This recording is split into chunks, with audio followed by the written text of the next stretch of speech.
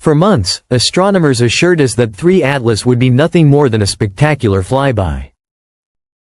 A harmless interstellar visitor. A streak of light that would skim past Mars and vanish into the dark forever. But the universe doesn't do harmless without purpose. And now, James Webb, humanity's most advanced eye in the void, has delivered data that turns that comforting narrative upside down. The numbers have changed. The trajectory has shifted. And for the first time, scientists are quietly whispering the one possibility no one wanted to say out loud. 3 Atlas might hit Mars. But this isn't just about a comet. This is about precision maneuvers, clock-like gas pulses, and an object behaving less like a frozen rock and more like a spacecraft. The deeper researchers go into the data, the clearer the pattern becomes. 3 Atlas isn't drifting. It's steering. When the object was first detected on July 1st, it appeared ordinary at a glance, an interstellar interloper moving at an unprecedented speed of nearly 87 kilometers per second relative to the Sun. At that velocity, it could cross the Earth-Moon distance in under 80 minutes. What stunned scientists wasn't just its speed. It was its behavior. Natural comets usually slow, fragment, or stabilize as they approach the inner solar system. But 3 Atlas did the opposite. It began accelerating, subtly, consistently. And even more unsettling, its trajectory started to tighten. Small course corrections appeared in the data, too precise to ignore. Then the coma doubled in brightness. Spectral analysis revealed intense ultraviolet spikes and carbon dioxide outgassing at rates never recorded in any known comet. It wasn't behaving like ice sublimating under sunlight. It looked controlled. And then Webb detected something unprecedented. Rhythmic pulses from the tail. Not chaotic jets. Not random bursts. Perfectly timed emissions every 17 minutes. A pattern. A maneuver.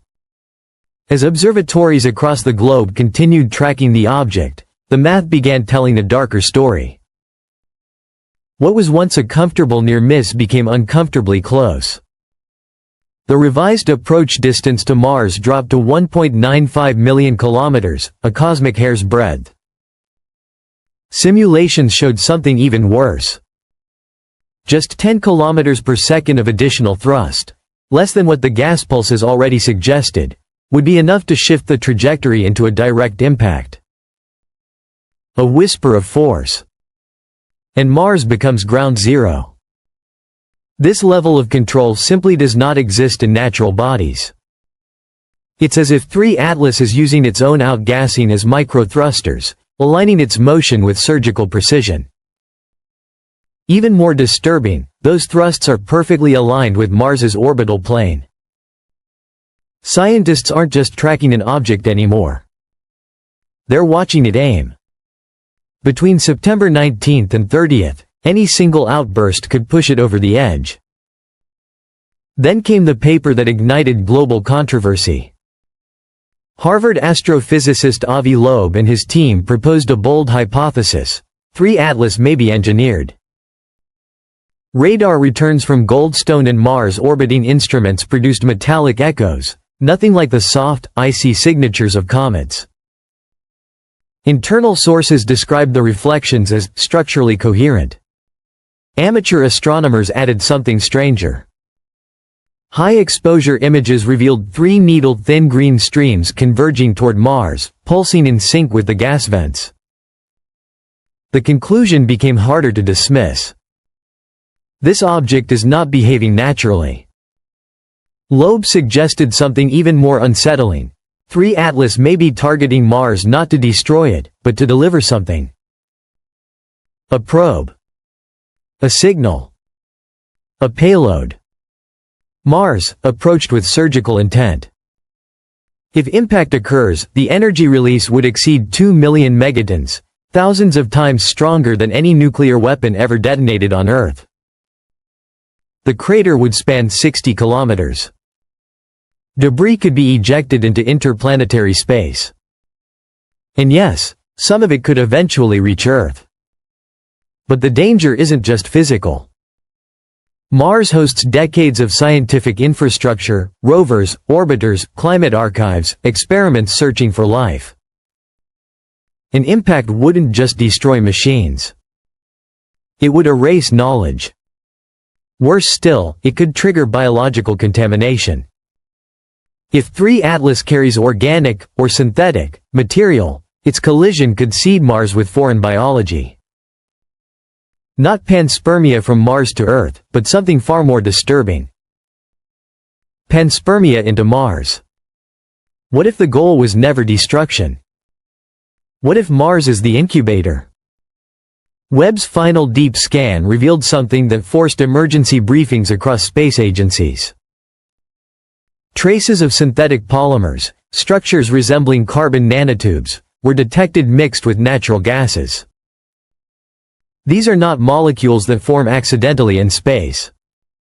Isotopic ratios of carbon and hydrogen didn't match anything in our solar system. In short, 3 Atlas contains materials that should not exist. Then NASA went silent. Telemetry gaps appeared. Press briefings stopped. Questions were redirected. A leaked phrase surfaced in internal communications. Impact protocol initiated. What does that mean? Some believe Earth transmitted encrypted signals to Mars equipment, not to stop the object, but to prepare for it. If 3 Atlas is intelligent, it may be responding to signals. And if that's true, then we may have just confirmed something terrifying. We're not alone in this conversation. Cryptographers at the SETI Institute tried something radical. They converted the object's trajectory, timing, and velocity into binary. When compressed using deep space messaging algorithms, the data revealed structured sequences. Atomic numbers appeared. Carbon, oxygen, silicon, iron, life and machines. Prime number countdowns followed. The trajectory itself may be a message in motion. And the impact window? That might be punctuation. Then planetary scientists noticed something chilling. The projected descent corridor passes directly over Elysium Planitia, a region marked by strange symmetry. At its center lies a perfectly circular basin, no impact origin, no volcanic residue. At its heart, crystalline silicates that pulse infrared light at regular intervals. A beacon? And then something impossible appeared.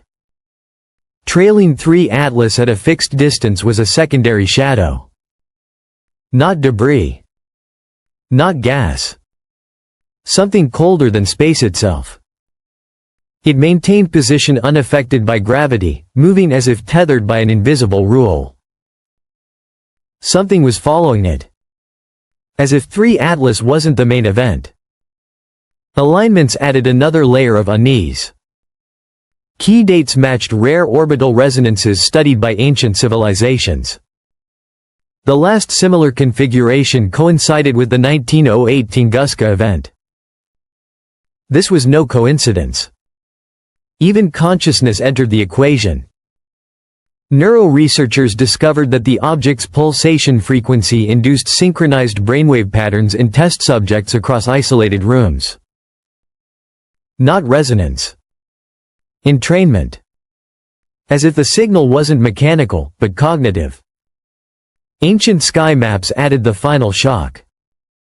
Cultures separated by oceans recorded the same flame serpent path, a celestial descent toward Mars. Some carvings even matched projected debris dispersal patterns. History wasn't predicting the event.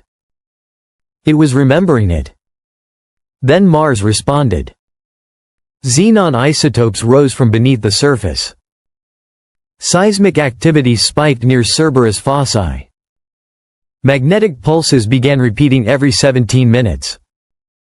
The same interval. Mars wasn't being threatened. It was waking up. In the final hours, Olympus Mons emitted a harmonic signal matching 3 Atlas's waveform. Dust formations near Noctis Labyrinthus shaped into a tilted eye, 23.5 degrees. Earth's axial tilt. Mars blinked. Webb's last spectral scan detected something even more disturbing, a molecular sequence resembling RNA-like information, structured for replication and response. Life not as cells, but as code. This wasn't coincidence. It was completion. We thought we were watching a comet. But 3 Atlas didn't arrive. It performed. Mars didn't react. It remembered. And Earth? We were never just observers. It came for our attention. Was this an accident, or an invitation?